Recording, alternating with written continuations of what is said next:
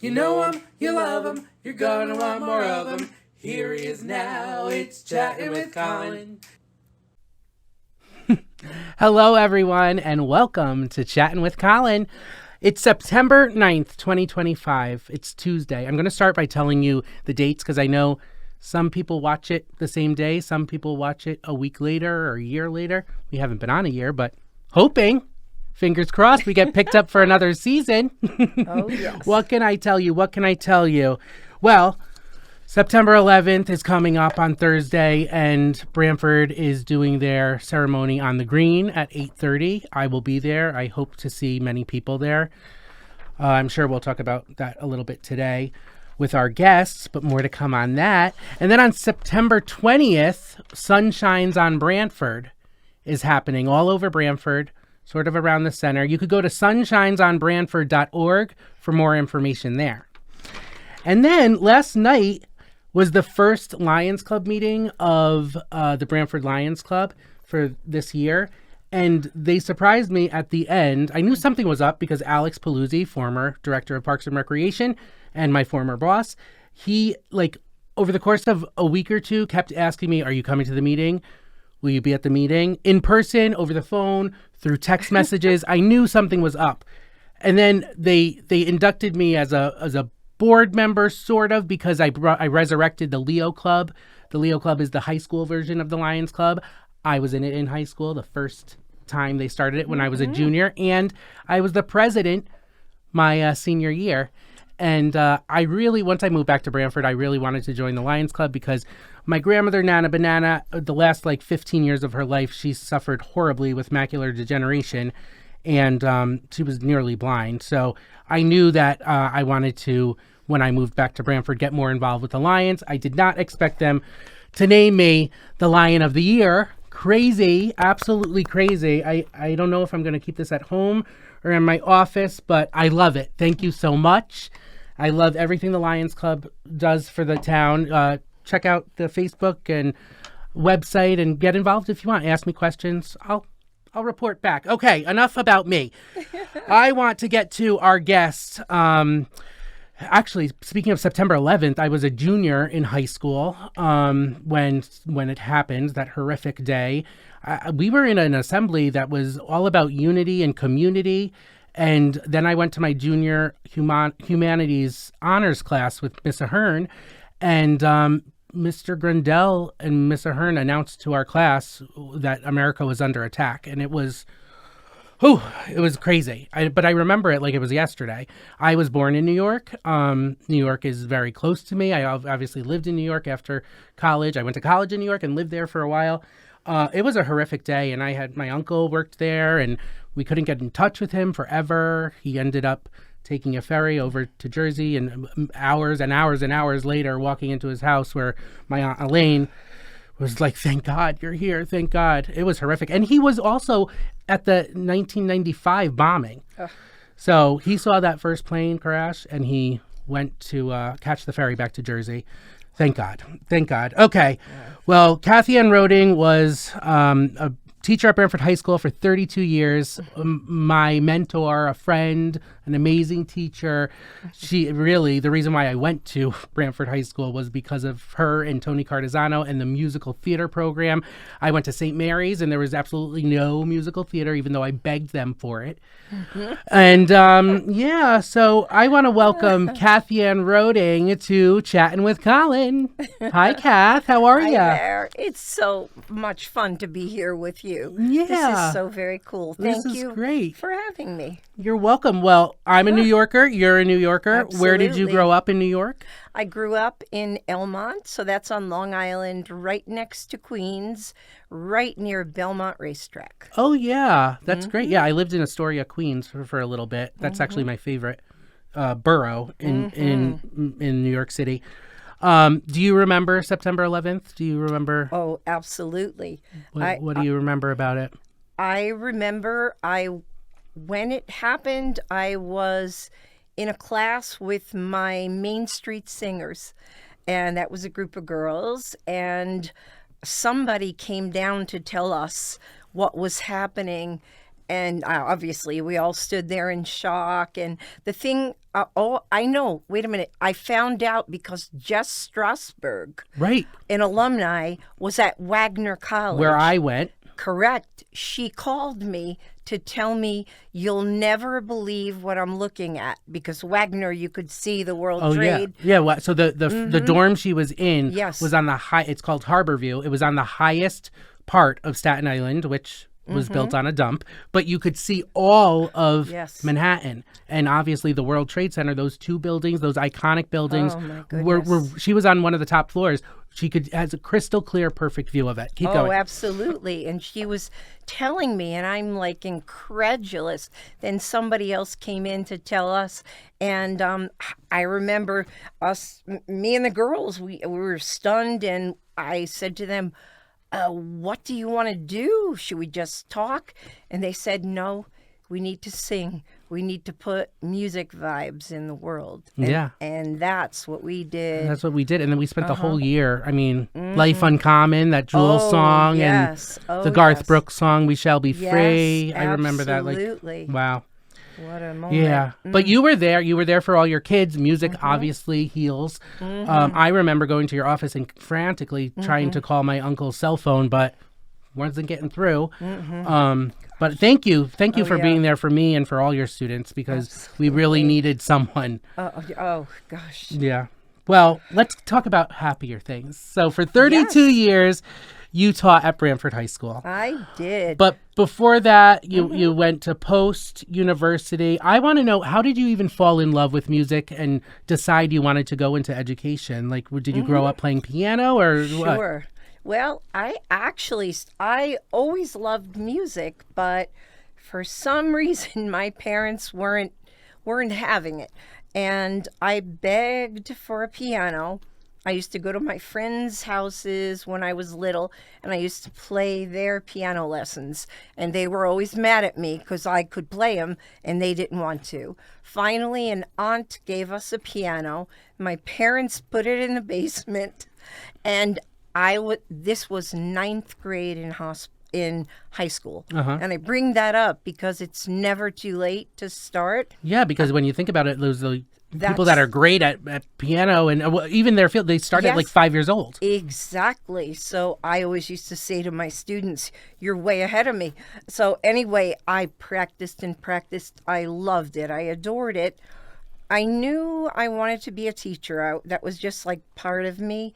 I thought I was going to be a math teacher. I loved math. I had great teachers. You don't need math in life. You really don't need math. That's what I tell all my kids, which is a total lie. But I didn't need math, and that's why I peaked at 13. Keep going.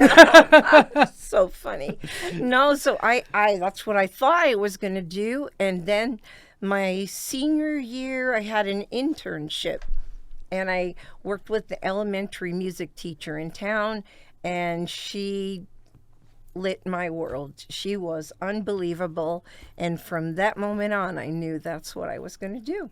So you went to Post University. What did you major in? It was CW Post. Oh, University. CW Post. Yes. Oh, I majored. Because the Post University is in Connecticut. I'm thinking of Scott Towers. That's why. Okay, That's why, CW yes. Post. Okay. Yes.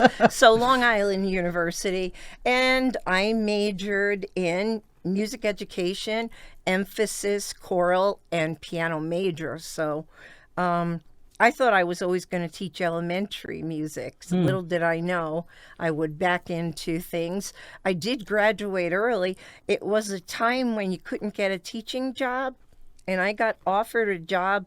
I wasn't even finished. I was in my the fall of my fourth year, and the school said, go, take it. So I taught out on Long Island in a town called Hauppauge for half a year. And that really taught me the ropes. I was in 3 schools. I traveled with a piano in the hallway, and my guitar was crazy. Wow. But it really set me up for everything would be easy after that. And then you went to South Carolina, right? Yes, yes. And I was with a person that got a fellowship to Clemson University, and I was young, and so went down there, got a job teaching in the sticks. What was that like? Oh my God. It was, well, the first day was very interesting. Fifth grade teacher looked at me and said, "We don't take to no Italian Yankees here." Ooh. And I had a heart attack, but the kids loved me coming from New York, and I actually loved it. We had a great time. I learned how to pick a banjo, had a country western group. It was, I mean, they were awesome. Learned how to clog down there, too. Wow. They had a clogging On the team. next episode. So, okay, how long were you teaching in South Carolina? I was down there 5 years. 5 years. Wow. But then a couple things. Missed my parents. Yeah. And also the mindset of lots of people down there did not sync with my New York liberal thinking. And I honestly couldn't take it. Ku Klux Klan was alive and kicking. Holy moly. So it was back in the day, and it was enough for me. So I was so happy to come back up and be with my parents. And just quickly, how I ended up with Branford. Yeah, that was my next question. You yes. must be a mind reader. Oh, well, we've been with each other enough. I literally got a Connecticut phone book and just started going down the district. Oh, thank God we're looking B. for a job. Thank God we're Branford was B. early. Isn't that crazy? And wasn't it? Well, It yeah. wasn't even full time. No, it was part-time. And I actually had been offered a full-time job up in Meriden, but something about Branford spoke to me, and best decision I ever made. Next year I was full-time, and the rest is history, As I they guess. say. Yeah, Wow. yeah. And what were your first years at Branford like? I mean, you were there 32 years. I'm Yeah. sure. I mean, I know when Yeah. I was there, I entered in 1999. It was like Cathyann Roding. I'm sure you didn't start like that. No, gosh, I'll never forget the first day of school. The choir's there. I've got my southern accent, I guess. I didn't even realize I had it.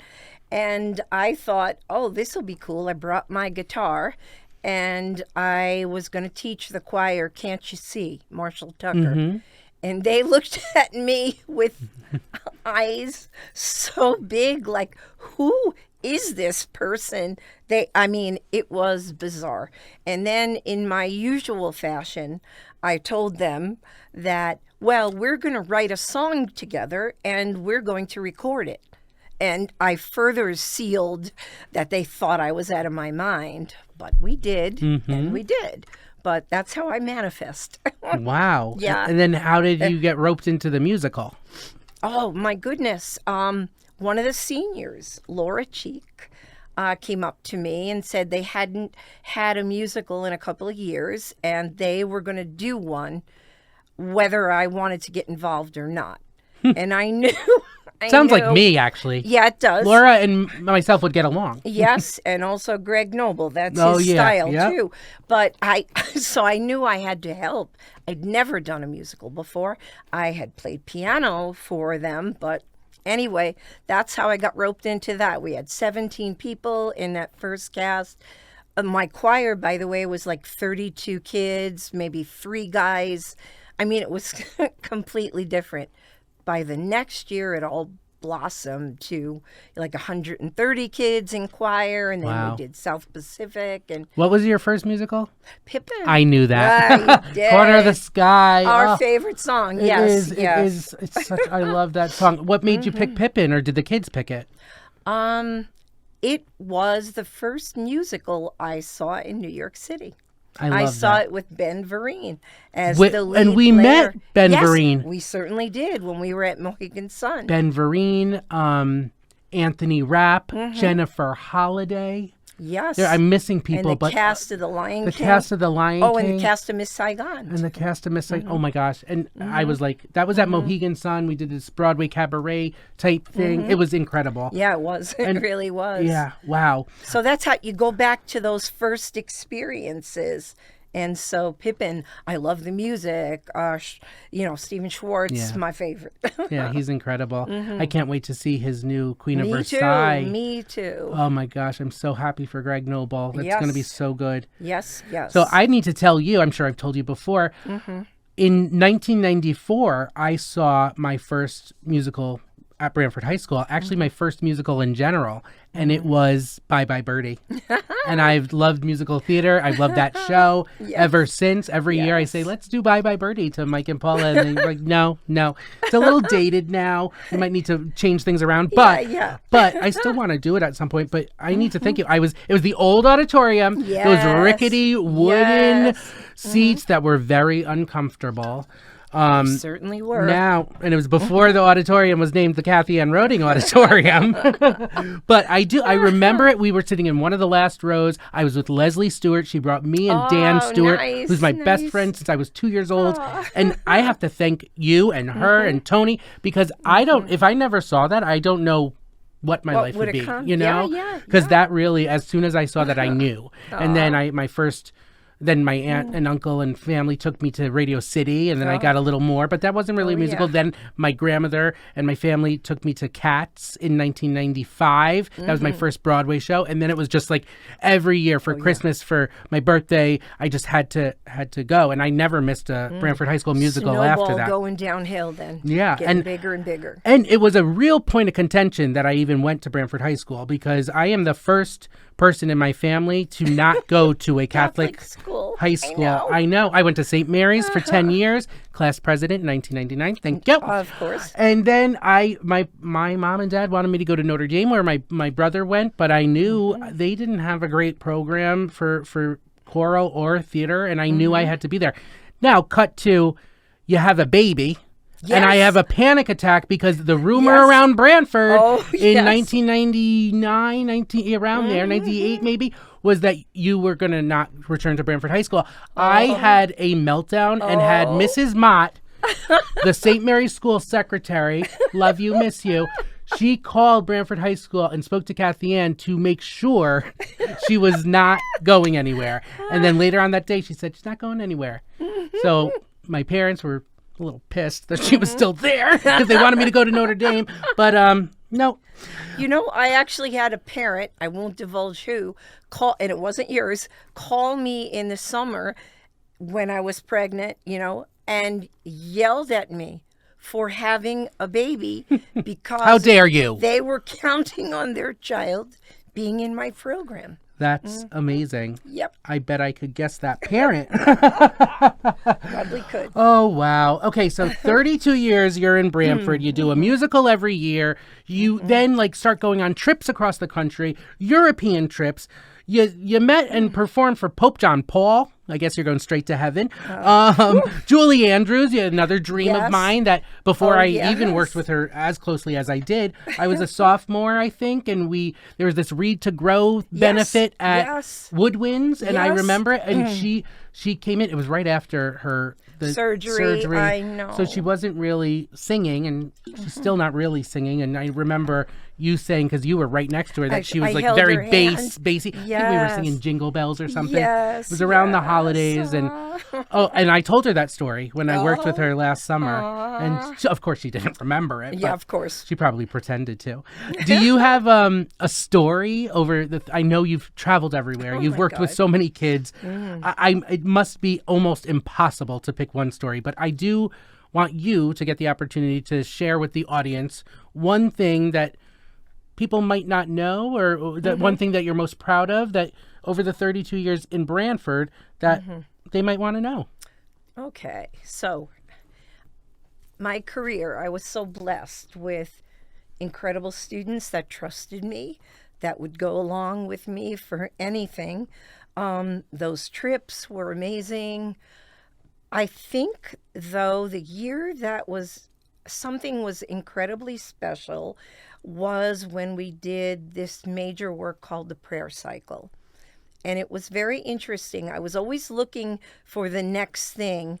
And my daughter, Ashley, was best friends with Alicia Grundell, whose father taught at the high school.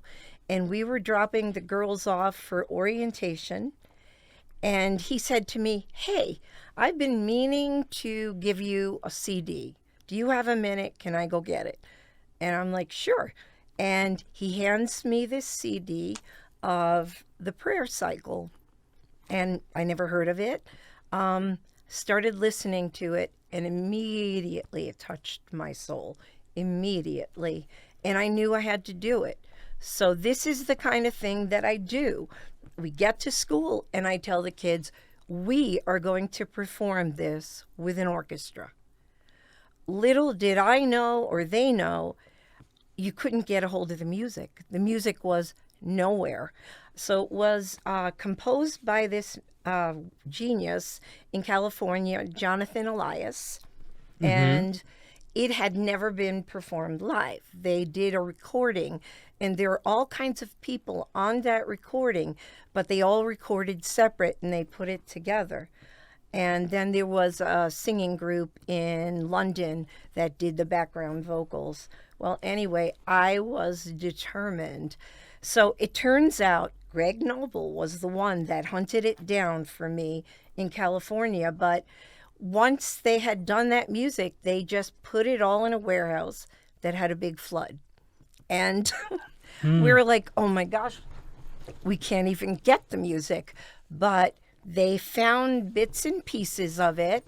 And my husband, Drake Smith, who was wonderful, and I met him through my program, played in the pit, and then he arranged.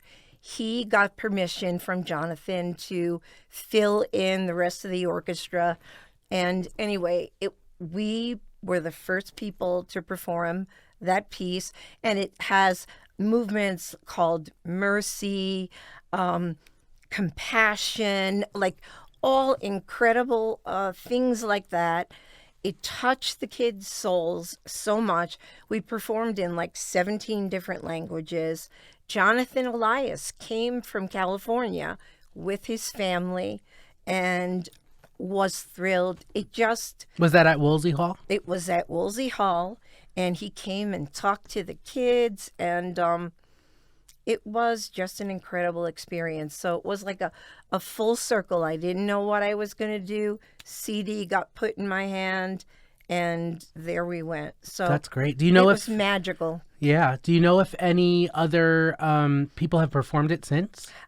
They haven't. I had a bunch of people contact me wanting to do it, but when they found out that all the solos were not written anywhere, your soloists had to figure out what to do, and that it was so complicated, nobody's ever done it. Wow. So people wanted to do it, but you know me. Yeah. As my daughter always says, go big or go home, Mom. Exactly. Exactly. Wow. Thanks for sharing that.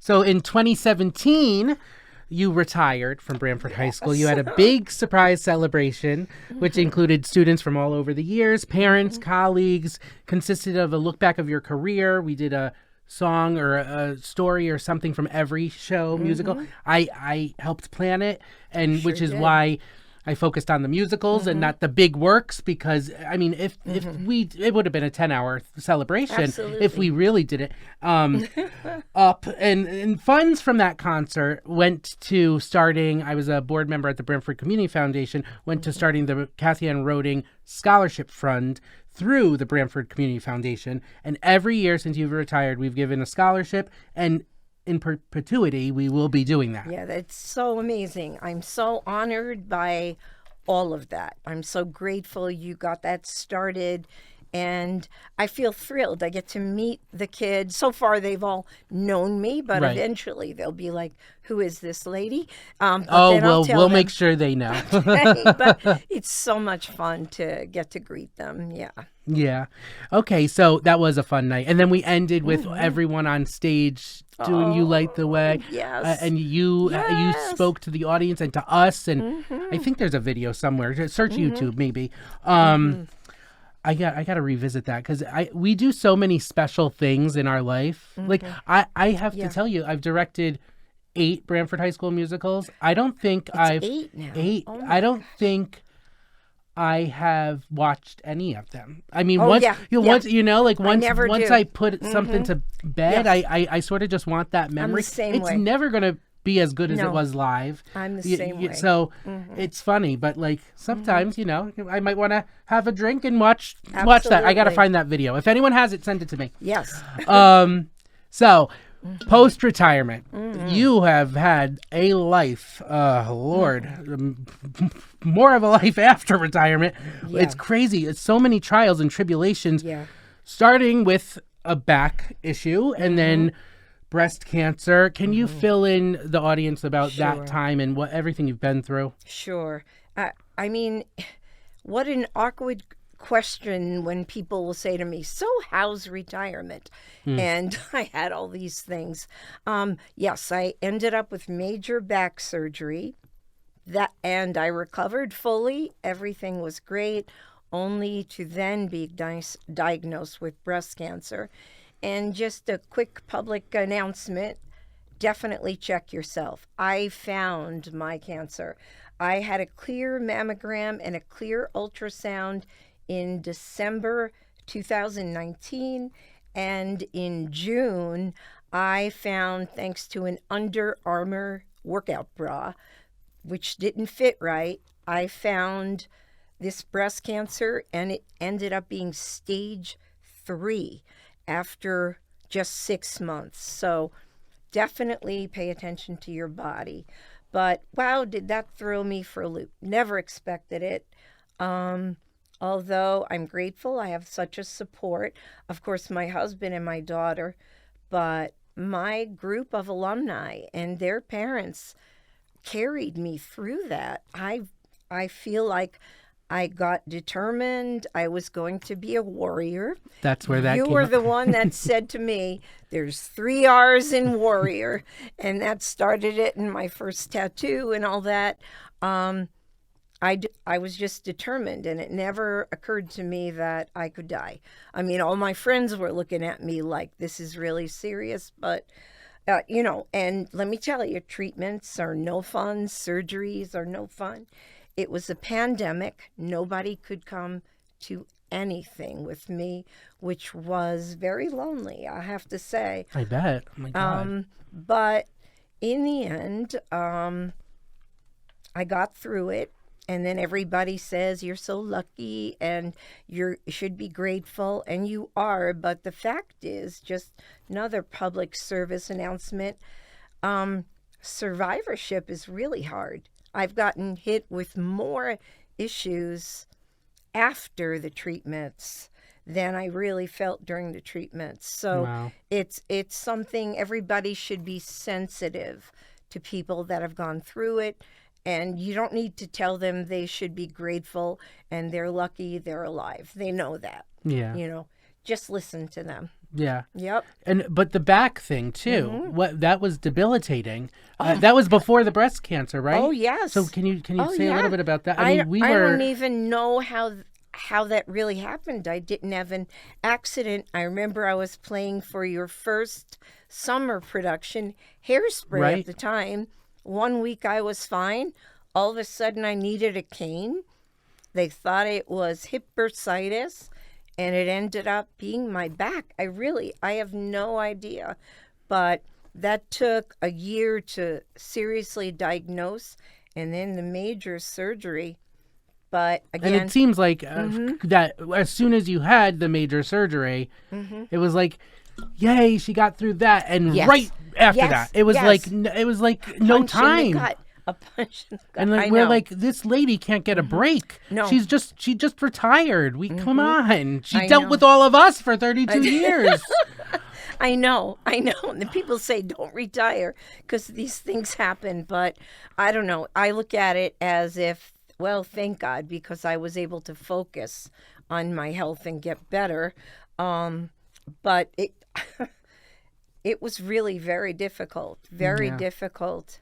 I have one quick funny story. Yeah, please. Okay, from my first chemo, which I had to have chemo first because the tumor was so big they couldn't operate at the beginning. And that was the only time my daughter was allowed to come with me. because of the pandemic, but they need somebody in the family to understand what's going to go on. So it turns out my oncology nurse was one of my alumni, Erica Nicolosi, which was the greatest thing in the world. And anyway, she explained the whole thing. I had, for those that have had cancer, no, I had the red devil, which is the worst chemo you can have and all that. So I get through that first treatment, 5-6 hours of infusion, whatever. We get home and my daughter goes right to, our dog Jackson was so excited to see us. He's jumping up and down. He jumps onto the bed. Ashley goes down to kiss him. He hits her right in the head. Now, it turns out she got a concussion from that moment. But here dramatic, I am. Ashley. Here I am. I walked in with my stuff from chemo. That happens. She's crying because she's really in pain. My husband, Drake, is in a panic over did the dog get hurt? And this whole thing is ensuing. And I'm standing there saying, guys, I'm the one that just had the chemo. I had to drive her to the doctor. Oh, my gosh. She really got a concussion. Like, no kidding. Wow. I mean, it was like, okay, well, this is the way it's going to go. Oh my gosh. But like Ashley says, Yes. Go big or go home is your motto. So I see this blanket thing you have. I read on Facebook about Closer to Free. Can you explain about that? Absolutely. I've always wanted to give back, always. And during my career, as you know, we all used to go to any place that would have us to try and make people feel happy, hospice, all those kind of things.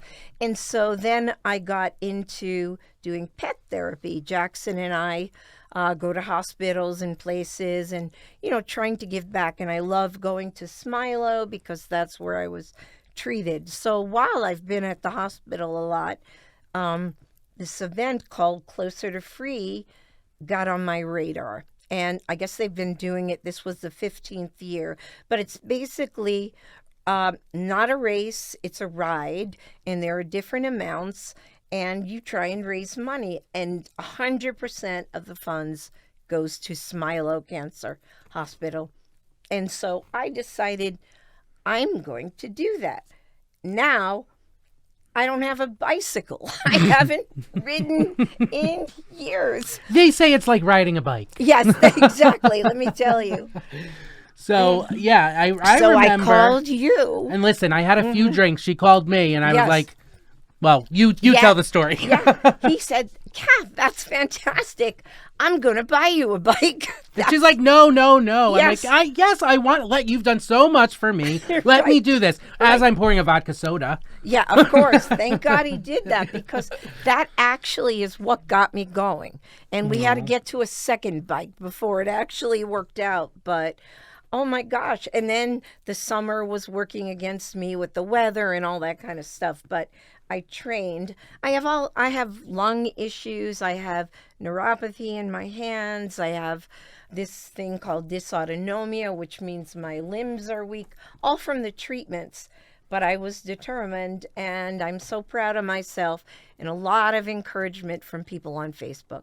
Tremendous amount. You got a lot of donations. And I raised $10,200 and something dollars. That's incredible. As a one-person first-year ride. But I decided that wasn't going to be enough. Of course. Of course. That's what we do. That's what Go we big do. or go home. That's it. So I decided I wanted to honor people that are either survivors or victims. And I started asking people, send me the names of your loved ones or you, and I'm going to get a superhero cape designed, and we're going to put it on there. And never, ever did I expect over 130 names to come to me. And so I went to, there's a vice principal at the high schools, Stephanie Bird. She has a business called Wistfully Woven. She makes beautiful things. Yeah. I asked her and she graciously donated. And so this is actually the cape I'm using to cover up all of my legs here.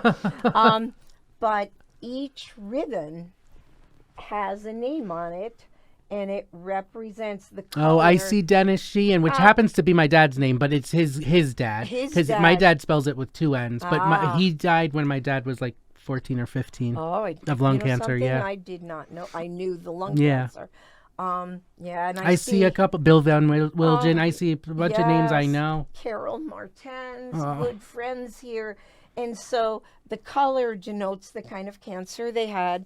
And it was very emotional tying these all on. Oh, I'm sure. I can't even tell you. There's one here, an alumni, I don't know where it is, Amanda DeJoya. And Oh, yeah. when she went through her cancer, and then she was trying to coach me through mine, she always used to say, "Shields up." And I put that on the other side of her ribbon. Anyway, I literally rode my 10 miles in the big hill with this cape on Did me. you see anyone else wearing a cape? Nobody had a cape. Nobody. Wonder Woman. Wonder Warrior. Woman. I love that. It That's so wasn't that great. special. People couldn't believe it. First, they thought it was decoration. Then, as people and word got out what it was, people were really touched. I even had people come up to me that now I've put their loved one's name on it, even though the ride's over, because it was just so special to them. Do you think So- you'll do the ride again? Oh, absolutely. Now, this year I rode with alumni Courtney Genovese, who was Desjardins. Yep. She has had breast cancer, and she's a pediatric pharmacist at Yale, which my daughter got to work with. So we rode the 10 miles together. Now, next year, I promised Ed Dingus, who's from my first years, that I would ride the 25 with him. Wow. Yes. So I will be training. You will see me out. Holy moly. So I don't know if I'll use this cape or start a new one. I'm not sure. I probably will use this one. There's lots of places I can Yeah. hook people on. But Yeah. it's very special. And I love it's to in the me. Wonder Woman colors. Yes, exactly. Steph So- Bird thought of it all. Oh, yes. This has been so much fun Oh, my getting to God. catch up. There's so many stories that we have Oh, that my God. we can't tell. Like Yes. the Karen's Corner one where I saved you. Oh, yes, right. There's some, and like how I started your email for My you in email. 1999. That's right. She didn't have an email, and I mean that's really when like AOL was starting to be big. Oh, yeah. Oh, so yeah. we got her a Yahoo email address. Oh, yeah, and it was the song I wrote my first year, You Light the Way, At yahoo.com. So alumni Do you can still always use it? Remember it. Oh, yeah. Email Cathyann. Oh, yeah, You like You the way Light the at Way. yahoo.com. And you also started my Facebook. Oh my God, I forgot about that. I said, listen, she told me that she was going to retire before people knew. And then I knew she announced it. And then I put on my Facebook something like, Cathyann Roding, you'll always light the way, or something. Then a bunch of alumni thought something bad happened. Oh, They gosh. reached out and they were like, Gosh. what happened? What happened? What happened? Then I made it clear. Cathyan's retiring after 32 years, and then they're very supportive.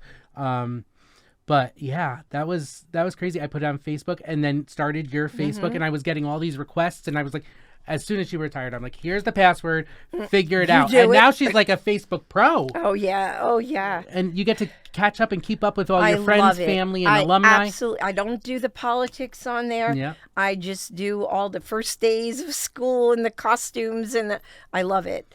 I just want to say one thing. People always ask me, do I miss it, teaching? And of course, my favorite part of teaching, even though we had all those performances and stuff, was in the classroom when we would get the chills, when we made a sound that was incredible.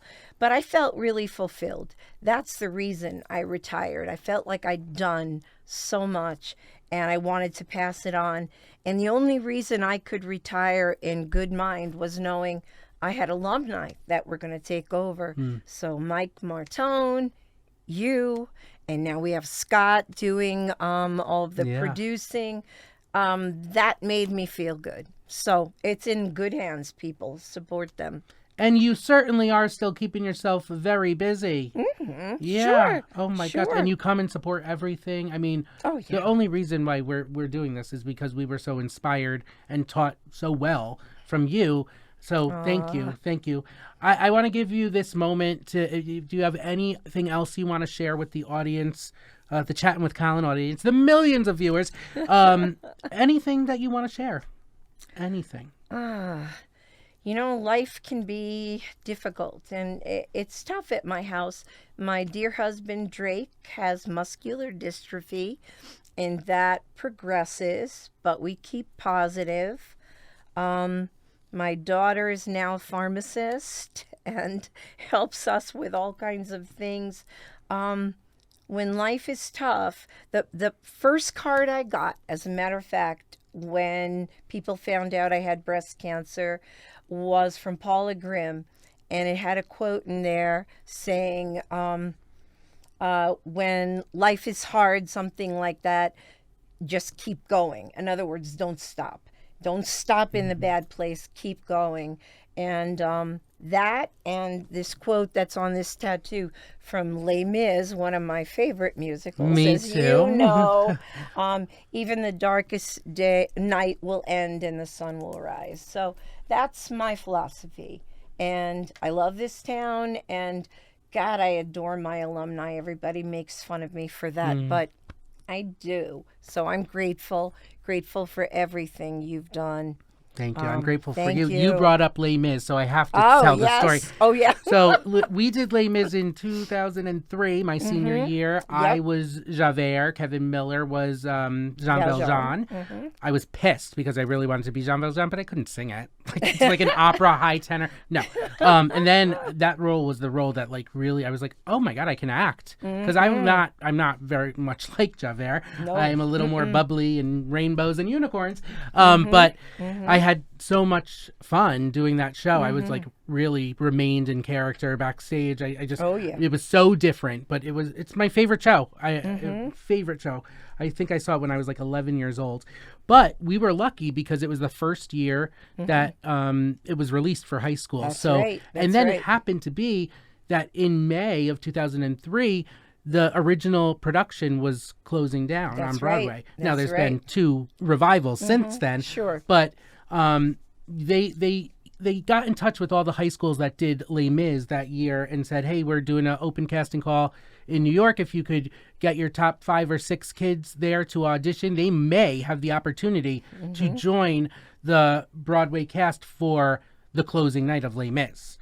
Now, I think you sent 6 of us, and 2 people got like a standby, and then I actually got it and found out that day, and it was like crazy. I remember calling you. We went to Joe Allen, the restaurant, And because I knew. also remember I was in the hospital with my father, was so ill, so I couldn't go to New York with you guys. But you guys were calling me to let me know. Yes. Yeah, and I called you from Joe Allen and said, guess what? I got it. And you were so happy. Now, here's the thing. So it's closing night of an original Broadway show, and it's Les Mis that has been on for 17 years or whatever it was. Might have even been more than that. I don't know. And they said, we don't really have tickets to the show, but what we could do is allow your parents or a guest to come. But guys, we can only have 1 ticket per performer. So I only got 1 ticket. So, of course, I was going to ask Cathyann Roding, my friend, teacher, mentor, the one that sent me on the audition. And my mom and I are still in therapy over that because she did not like it. But I did send her and you to the dress rehearsal the night before at Chelsea Studios. Oh, yes. And my dad's mad. Oh, she had to go twice? Yes. So Cathyann will be paying for all my therapy. Well, that and the fact that you went to Branford High School. And yeah. Yeah. So I'm. And then I went to Wagner College, which is on a Yes. dump, and they said you can't go to any place on a dump. It's like Yes. I'm fulfilling my parents' dreams one Aren't day we at all? a time. Aren't we all? And I didn't know the Under Armour story. I think we need Yes. to contact Under Armour. I think we need to tell them because I think that's a cool story for them Yes. to know. I didn't know that. Yes. So And as a matter of fact, I just wrote a chapter for a breast cancer book through an organization called Share Charette. It's a Jewish organization on Long Island, and they asked certain ones of us to write a chapter, and they just got back to me saying, we really like your writing, and we'll keep it, we think it's going to be in the book. And the title is An Under Armour Bra Saved My Life. Well, we should send that to them. I'm going to get a contact for you. Okay. Listen, Kath, this is amazing. I can't wait to see what the future holds for you, because you don't stop. You go big or go home. That's it. Thank you for being such a great friend, mentor, teacher, mother, warrior, and a true inspiration to all of your friends, family, and former students. And thank you so much, really. You're welcome. Means so much. I love you. Okay. Well, I love you too. Thanks for watching Chatting with Colin. We'll see you next time. Have a good one. You know him, you love him, you're gonna want more of him. Here he is now, it's Chatting with Colin.